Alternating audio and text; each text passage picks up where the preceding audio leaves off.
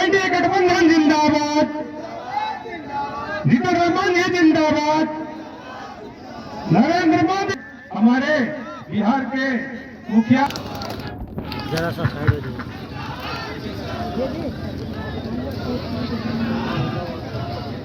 आज के इस कार्यक्रम की अध्यक्षता कर रहे श्री बृजनंदन प्रसाद जी, जनता दल यू के इमामगंज प्रखंड अध्यक्ष और मंच के संचालक भारतीय जनता पार्टी के इमामगंज के मंडल अध्यक्ष श्री निक्कू सिंह जी, और यहां एनडीए के प्रत्याशी श्री सुशील कुमार सिंह जी,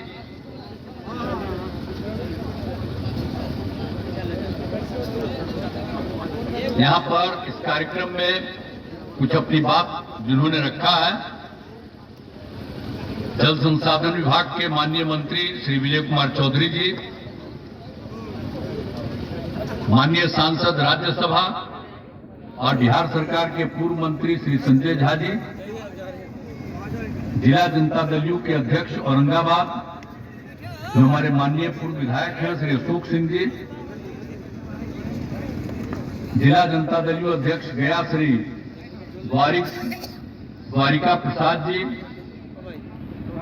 माननीय पूर्व सांसद श्री वीरेंद्र सिंह जी, माननीय पूर्व विधान पार्षद श्री उपेंद्र प्रसाद जी, श्री चंदन सिंह जी, श्री श्रीकांत प्रसाद जी, श्री वीरेंद्र डांगी जी, जनाब सबूल खान साहब,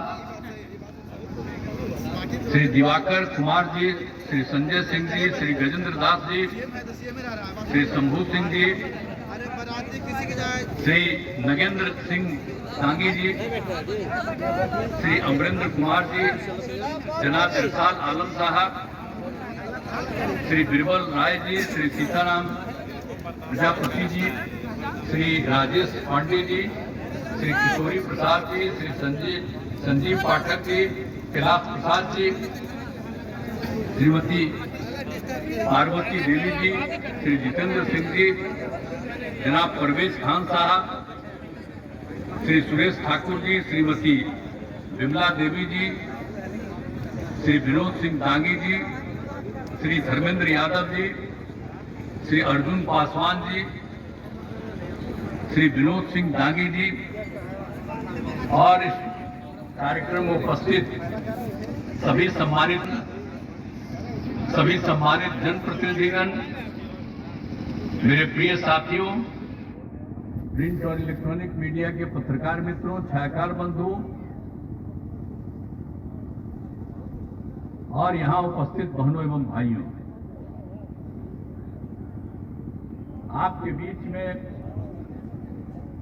पहले भी आने जाने का मौका मिलता रहा है और आप जानते हैं शुरू से तो हम सेवा ही कर रहे हैं। और आप याद कर लीजिए कि 5 के समय से जब सब मौका मिला नवंबर से, तभी से न कुछ काम होने लगा, नहीं तो उसके पहले लोगों को 15 साल तक मौका मिला पति पत्नी का। अब बीच में तो हमको 7 दिन खाली ऐसे ही बन गए थे, लेकिन बहुमत नहीं मिला। लेकिन आप सोच लीजिए कि 15 साल पति पत्नी को काम करने का मौका मिला, तो क्या हुआ था? घर से बाहर नहीं निकल पाते थे सामने। क्या हालत था पहले? और समाज में कितना विवाद होता था, हिंदू मुस्लिम के बीच में कितना झगड़ा होता था, पढ़ाई का क्या हाल था, बहुत कम बच्चे पढ़ते थे, स्वास्थ्य व्यवस्था कितनी खराब थी, कहीं सड़क नहीं थी, कितना बुरा हाल था, कहीं बिजली नहीं थी। लेकिन जब हम लोगों को मौका मिला तो हम लोगों ने सभी चीज का काम करना शुरू किया। और आप जानते हैं कि अब किसी को डर एवं भय का वातावरण नहीं है और अब प्रेम, भाईचारा और शांति का माहौल है। अब सोच लीजिए शिक्षा के क्षेत्र में, स्वास्थ्य के क्षेत्र में, सड़क, पुल, पुलिया सब कुछ बनाने के लिए जो काम किया गया, आप सबको याद रखना चाहिए। पहले पढ़ाई नहीं होती थी। 5वीं कक्षा में गरीबी के कारण लड़कियां 5वीं कक्षा के बाद पढ़ नहीं पाती।